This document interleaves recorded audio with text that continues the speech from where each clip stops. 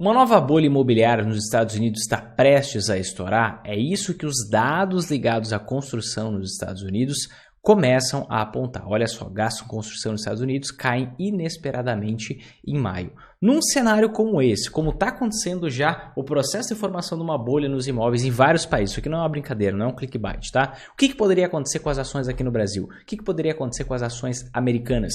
Isso é o que você vai ver nesse vídeo. Seja muito bem-vindo, seja muito bem-vinda a mais um episódio do nosso quadro Desconstruindo a Bolsa de Valores, onde eu pego alguns temas específicos que podem gerar grande impacto na Bolsa de Valores e eu destrincho para que você entenda com clareza e consiga tomar suas melhores decisões de investimento, para que você também chegue a um momento que consiga se tornar mais um investidor, mais uma investidora sempre em alta, ou seja, uma pessoa comum que consegue lucrar tanto nas altas quanto nas quedas da Bolsa de Valores. Mas vamos entender o que está acontecendo aqui, tá? Basicamente, na última sexta-feira, no dia 1º de julho, a gente teve essa divulgação de dados sobre os gastos com construção nos Estados Unidos.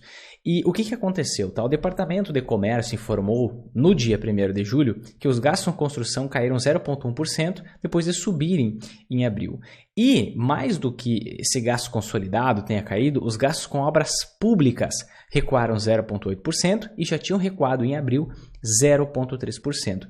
E os gastos públicos são o principal motor da construção. Por que isso está acontecendo, né? A gente está vendo um processo de inflação muito grande nos Estados Unidos e de aumento da taxa de juros. E olha também uma notícia que aconteceu aqui no meio de junho. Taxas de hipoteca nos Estados Unidos têm o maior pico de uma semana desde 1987. Se a gente for olhar consolidado as taxas de juros das hipotecas nos Estados Unidos, a gente vê que no último ano essas taxas simplesmente dobraram, saíram de 3% para 6%.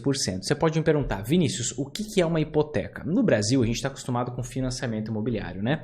Mas a hipoteca ela é um pouco diferente. A hipoteca, você usa o próprio imóvel como garantia. No financiamento, você tem outros mecanismos de garantia. Na hipoteca, você usa o próprio imóvel como garantia daquele financiamento, daquele recurso, né? E é um instrumento financeiro muito mais utilizado nos Estados Unidos. Então a gente viu a taxa de juro dobrar. Como a taxa de juro média das hipotecas dobrou, a busca por construção, a busca por hipotecas, a busca por compra de imóveis começou a cair nos Estados Unidos. E qual é o grande problema disso? O grande problema reside aqui, olha só. O setor imobiliário segura a queda do PIB nos Estados Unidos. De quanto que é isso? 28 de janeiro de 2021. Então, em 2020 foi o setor imobiliário que segurou a queda no produto interno bruto. O que é o produto interno bruto? É a geração da riqueza no país. Então, o que segurou a economia americana depois, ou melhor, a partir do momento que começou a crise de 2020, foi justamente o setor imobiliário e todos os estímulos que foram, por conta, na verdade, né, de todos os estímulos que foram adotados na economia. A construção foi impulsionada pelos juros baixos. Antes, os juros estavam baixos, então estava muito mais fácil pegar financiamento. Ou melhor, hipoteca, né? Você hipotecar uma casa. Só que com esse juro dobrando, em um momento onde a inflação nos Estados Unidos está na sua máxima dos últimos 40 anos, onde os preços de tudo estão subindo por lá, onde o crédito está ficando mais caro, onde os juros estão ficando mais caros para as pessoas, para as empresas, isso faz com que o setor imobiliário, que segurava a queda no PIB dos Estados Unidos, acaba que ele não vai mais segurar, ele vai colaborar com uma queda no PIB. Só para a gente entender o que aconteceu. Os dados do Departamento do Comércio dos Estados Unidos, responsável pela divulgação do PIB norte-americano, que é um indicador que mede o crescimento de uma economia, mostram que o país teve um recuo menor que o esperado. O recuo do PIB em 2020 foi 13,5%, certo? Enquanto a previsão do Fundo Monetário Internacional era 4,5%. E um economista estava fazendo uma análise disso e ele considerou o seguinte: o setor de serviços, que inclui gastronomia, turismo e lazer, foi extremamente castigado pela pandemia e puxou o PIB para baixo. Porém, a construção de casas nos Estados Unidos foi a maior em 14 anos, evitando um tombo ainda maior. Então, o setor imobiliário foi extremamente importante para os Estados Unidos em 2020. Só que também foi em 2021. Olha só, preços dos imóveis, isso aqui é de 1º de junho de 2022, preços dos imóveis disparam 20,6% nos Estados Unidos, maior alta do século. Baixas taxas de juros contribuíram com o crescimento acelerado do mercado imobiliário norte-americano durante a pandemia. E o que a gente vê? Olha só, em Tampa, na Flórida, os preços saltaram 35% ano a ano, 34,8%, né? Colocando a cidade no topo da lista dos maiores ganhos. A gente vê, essa foi uma análise feita de março a março, tá? Esse aumento aí nos preços dos imóveis na casa de 20,6%. Isso é realmente algo estarrecedor. Se a gente for pegar aqui esse índice de preço dos imóveis mensal dos Estados Unidos, a gente consegue puxar um histórico máximo aqui, onde a gente consegue ver os dados a partir de 1991. E você consegue perceber aqui que nos últimos anos, de 2020 para frente, a gente vê o maior pico. Olha bem para esse gráfico. A gente vê os maiores picos de alta nos preços dos imóveis mensalmente de forma consistente desde 2020, 2021 e 2022. Picos, inclusive, maiores aos que antecederam o estouro da bolha imobiliária americana que aconteceu ali em 2008. Então, é normal que quando tem um crescimento de preço muito forte, isso vai voltar. Agora, por que aconteceu esse crescimento nos preços dos imóveis de forma muito forte? Aqui tem a explicação, tá? Porque os preços dos imóveis atingiram maior alta em 18 anos no mundo. Então, esse não é um problema só dos Estados Unidos, mas é um problema do mundo inteiro. Inclusive, aqui tem uma situação sobre o Canadá, sobre os Estados Unidos, ó, e sobre os outros países. Mas eles dizem assim, ó, o problema não é exclusivo do país, mas uma tendência global, inclusive no Brasil. E é, de certa forma, um efeito colateral da pandemia do Covid-19 e acabou misturando pelo menos 3 ingredientes que favoreceram a demanda pelo mercado imobiliário. Nos Estados Unidos, ó, o salto nos valores dos imóveis vendidos nesses últimos 2 anos gerou temor que uma nova bolha imobiliária pudesse estar se formando, trazendo a lembrança da amarga crise financeira de 2008, que o mercado imobiliário gerou uma crise financeira que acabou afetando o mundo inteiro, né? E, na verdade, a crise que a gente está vivendo hoje começou lá em 2008. Eu tenho um vídeo explicando exatamente sobre isso, vou deixar na descrição desse vídeo, mas eu tenho um vídeo que explica exatamente por que essa crise começou em 2008, foi postergada e aumentada até esse exato momento. E o grande motivo está aqui, ó, a queda nos juros usadas para amortecer o impacto da crise sanitária sobre a economia barateou os financiamentos, barateou as hipotecas nos Estados Unidos e os financiamentos ao redor do mundo. Inclusive, se a gente for ver no Canadá, ó, o Canadá anunciou no mês passado que estrangeiros seriam proibidos de comprar imóveis no país por pelo menos 2 anos. É uma medida tomada com base no objetivo de os preços dos imóveis não subirem mais, para eles tentarem não deixar acontecer um processo de criação de bolha nos imóveis. Só que esse grande aumento nos preços aconteceu devido a uma taxa de juro muito baixa nos Estados Unidos, na casa ali de 0 a 0,25% na maior parte do tempo entre 2009 até agora, e ao caminhão de dinheiro que foi injetado na economia americana, principalmente desde o início de 2020. A gente viu ali, desde que estourou a semana do álcool gel, a gente viu sendo injetado na economia americana nada mais, nada menos do que 5 trilhões de dólares. Então, todo esse dinheiro sendo injetado na economia com juros baixos, ou com as pessoas em lockdown, não podendo gastar com outras coisas, com turismo, com lazer, acabou acarretando em muita gente hipotecando, muita gente ao redor do mundo fazendo financiamento e comprando imóveis, muita procura por imóveis, no momento inclusive que durante o período de tempo teve lockdown, as pessoas não conseguiam trabalhar, não conseguiam nem construir novos imóveis, o preço acaba subindo porque é muita procura para pouca oferta. E é normal que isso comece a cair, é normal que isso comece a desabar. Por quê? Porque o cenário hoje é completamente diferente. Hoje o cenário, antigamente o cenário era inflação super baixa e taxa de juros super baixa. Hoje o cenário é a maior inflação dos últimos 40 anos, é o que a gente está vivendo hoje nos Estados Unidos, e a taxa de juros que recém começou a subir e deve continuar subindo, não só esse ano, mas ano que vem também, e assim por diante. E como os preços estão mais altos para os americanos, vai conversar com um americano ou com alguém que mora nos Estados Unidos e ver se ele está contente com a gasolina por lá. Também está alta, não é só no Brasil que a gasolina está alta e os custos de várias coisas que você compra no dia a dia. Então está sobrando menos dinheiro no bolso do cidadão que mora nos Estados Unidos, seja americano ou não, ele está pagando juros mais altos pela dívida, então ele não está pensando em hipotecar, ele não está pensando em financiar. E por que o buraco é mais embaixo? Porque hipoteca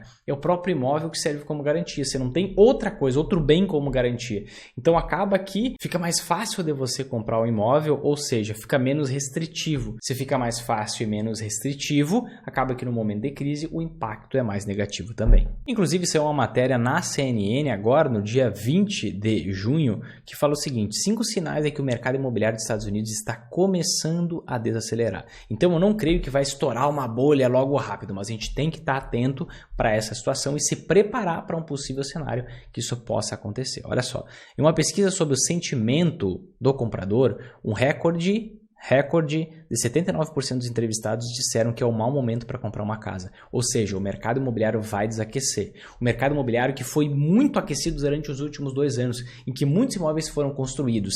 E qual é um efeito que a gente encontra aqui? Dá uma olhada nisso. O estoque de casas à venda está crescendo. Então, o mercado imobiliário americano foi extremamente aquecido, só que agora o mercado está desaquecendo e já tem imóveis em estoque e o estoque está crescendo segundo os próprios dados americanos. Outro motivo, está acontecendo cortes de preços, revisões de preços. Os preços estão começando a cair. E cair bastante, olha só em maio, queda nos preços de 10,5%. Outra coisa, outro indicador que eles estão monitorando, as imobiliárias estão demitindo pessoas, ou seja, o mercado está menos aquecido. Se estivesse mais aquecido, as imobiliárias precisariam mais de pessoas. Outra questão, os pedidos de hipoteca estão inativos. Dá só uma olhada, ó, na semana que terminou em 10 de junho, os pedidos de compra de hipotecas caíram 16% em relação ao ano anterior. Com taxas de hipotecas bem acima de 5%, que agora já chegou a casa de 6%, a atividade de refinanciamento que estava em alta, quando as taxas estavam no fundo do poço durante a pandemia, secou, ficando mais de 70% abaixo do ano passado. E um dado consolidado que eles têm, que menos pessoas estão comprando casas nos Estados Unidos. Nada mais nada menos que uma queda de 14% ano a ano durante a semana encerrada no dia 12 de junho, e esse foi o 9º consecutivo, inclusive está errado aqui, esta foi a 9ª consecutiva semana de quedas nesse índice. E o que a gente pode esperar de um cenário como esse, tá? Estou te mostrando aqui um gráfico do Dollar Index. O que é o Dollar Index? É o quanto vale o dólar em relação às principais moedas internacionais. E a gente vê que lá quando estourou a bolha imobiliária americana em 2008, durante o ano de 2008, a gente viu aqui uma alta no dólar, na cotação do dólar em relação às principais moedas internacionais. Porque sempre que você tem um impacto desse nos Estados Unidos, isso acaba impactando o mundo inteiro porque eles importam muito. Isso gera um grande problema para as pessoas nos Estados Unidos. Então, como gera um grande problema internacional, e no momento em que a taxa de juros subiu por lá, assim como está subindo agora, faz com que o dinheiro seja sugado para lá. Ou seja, o dólar se valorizou, se a gente for olhar aqui desde um pouquinho antes de 2008, 15%, mas se for pegar desde as mínimas aqui, ó, a gente vê que o dólar chegou a se valorizar 23% frente às principais moedas internacionais. Se eu for pensar no dólar em relação ao real, poxa, o real é uma moeda um pouco mais exótica, né? Então eu posso ver que a valorização foi bem maior, uma valorização aqui de 50%. No mesmo período de tempo, vamos ver o que aconteceu com as ações. Deixa eu puxar aqui desde o início de 2008. As ações caíram muito mais. Então, a gente vê aqui mais ou menos as ações caindo 50%, a gente vê o dólar em relação ao real se valorizando 50% e o dólar se valorizando frente às principais moedas internacionais 22%, né? Então, o que você talvez seja interessante você ter?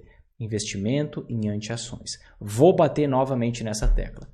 Investimento em anti-ações. Inclusive no consolidado, né, depois que teve essa queda de 50% nas ações, essa alta de mais ou menos 50% no próprio dólar em relação ao real, o funcionamento de uma anti-ação, um investimento que sobe quando as ações caem, a gente viu que no decorrer de todos os reflexos que essa crise, junto com a crise que aconteceu na Europa, junto com a crise que aconteceu aqui no nosso país, a maior crise da história republicana do Brasil até esse momento, a gente viu as ações caírem 47%, enquanto o próprio dólar, que é um tipo de anti-ação, estava se valorizando 150% no mesmo período. Então, resumo desse vídeo, o que eu quero te passar nesse exato momento, tá? Está se observando uma diminuição no aquecimento, ou melhor, nem uma diminuição no aquecimento, uma desaceleração do gasto com construção nos Estados Unidos. Menos pessoas estão comprando casas. Os estoques estão aumentando por lá. Os preços estão caindo por lá. O próprio BIS, até acabei não trazendo aqui, mas o próprio BIS já informou que espera uma queda nos preços dos imóveis na casa de 20% a 30%. As taxas das hipotecas estão subindo. Daqui a pouco pessoas, infelizmente, talvez não vão conseguir pagar suas hipotecas, vão ter suas casas retiradas. Isso vai gerar um problema social e depois econômico muito maior e pode ocorrer um estouro. Por que pode ocorrer um estouro? Porque isso vai afetar os bancos. Se muitas hipotecas não forem pagas, isso afeta os bancos, isso pode gerar o mesmo efeito que gerou em 2008, talvez numa proporção menor, talvez numa proporção maior, mas algo é verdade. A gente está vendo as taxas subirem muito, as pessoas ficando com menos poder de compra porque a inflação está muito alta, a inflação está galopante, todo aquele estímulo que existia até esse momento na economia está sendo retirado, taxa de juros está subindo, aqueles 5 trilhões que foram injetados na economia estão sendo retirados pelo próprio Banco Central americano. Isso gerou uma certa inflação nos preços e talvez chegou a hora de desinflar ou de estourar. O que você tem que fazer? Se manter permanentemente preparado. É justamente por isso, frente a todos os riscos que a gente tem, que não é só ligado ao mercado imobiliário americano, tem, a China, o mercado imobiliário da China está, desde o início do ano passado, está demonstrando problemas, incorporadoras estão dando calote, você vê também os preços super inflados na Europa, por conta de todo esse período, desde a crise de 2008, de juros baixos, de estímulo na economia, então você tem muitos riscos que você precisa ter anteações para que você consiga lucrar nas altas quedas da bolsa. Vinícius, quais são as anteações, como que eu invisto, quanto que eu invisto, como que eu combino, tudo isso eu vou mostrar na Semana do Investidor Sempre em Alta, que é um evento online e gratuito que vai acontecer do dia 11 ao dia 17 de julho, agora já na semana que vem. Lá, passo a passo, certo? Sem enrolação, eu vou te mostrar passo a passo que faz qualquer pessoa lucrar nas altas quedas da bolsa, para que você não perca, talvez ainda mais dinheiro, talvez você esteja perdendo, para que você não perca ainda mais dinheiro num cenário de um novo estouro de bolha imobiliária nos Estados Unidos, que sim, pode acontecer, não espero que seja logo, mas isso ninguém sabe quando e se vai acontecer. Agora você tem que estar preparado. Inclusive, nessa semana está acontecendo uma maratona de lives de preparação para o nosso evento, com muito conteúdo prático, passo a passo mastigado, porque eu quero te ver sempre em alta, eu quero te ver lucrando nas quedas da bolsa. Eu não aguento mais a gente receber direct no Instagram de pessoas me dizendo que estão perdendo dinheiro. É muita gente, é muito dinheiro indo pelo ralo. Não tem por que você não lucrar nas altas e nas quedas da bolsa, tá bom? Fica meu convite, tá? Se você quer lucrar nas altas quedas da bolsa, faz o que eu vou te dizer. Se você não quer perder dinheiro, aí eu não posso fazer nada, tá? Eu te convido, estou tentando te ajudar, então faz o seguinte, aqui embaixo, na descrição desse vídeo tem um link. Clica neste link, te inscreve gratuitamente para a Semana do Investidor Sempre em Alta, assiste as lives que já aconteceram da nossa maratona de preparação, assiste as próximas e principalmente esteja no nosso grande evento, porque lá vai ser a tua virada de chave, tá bom? Se fez sentido esse vídeo para você, certo? Se te ajudou a entender esse contexto, clica aqui embaixo em gostei, te inscreve no canal, ativa o sininho, te inscreve na Semana do Investidor Sempre em Alta, que eu te vejo lá. Um abraço e até mais.